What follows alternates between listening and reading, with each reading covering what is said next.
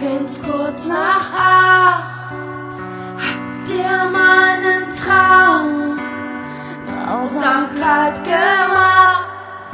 Jetzt steh ich ganz allein, ich hab euch nichts getan und fühl mich doch so schwach und klein, allein.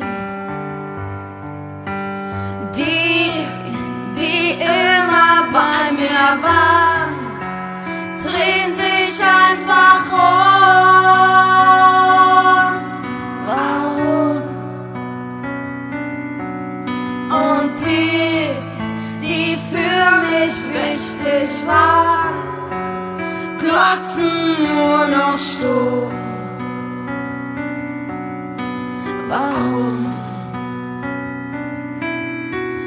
Warum schweigt ihr? Sie gehen auf mich los.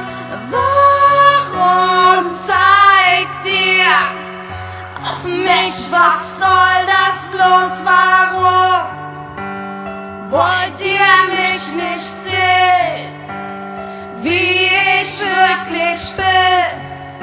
Ich kann euch nicht verstehen.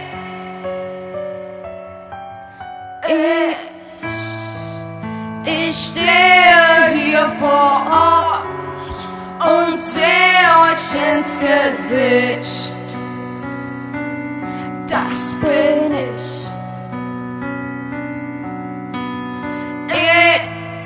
Ich bleibe, wer ich bin, und klein kriegt ihr mich nicht. Niemals. Warum schweigt ihr? Sie gehen auf mich los. Warum zeigt ihr auf mich? Was soll das bloß? Warum wollt ihr mich nicht sehen, wie ich wirklich bin? Ich kann euch nicht verstehen. Warum seid ihr so? Lasst mich alleine stehen. Trotzdem werde ich meinen Weg so weitergehen. Hier bin ich, seht her, ich bin bereit. Ihr geht mir doch total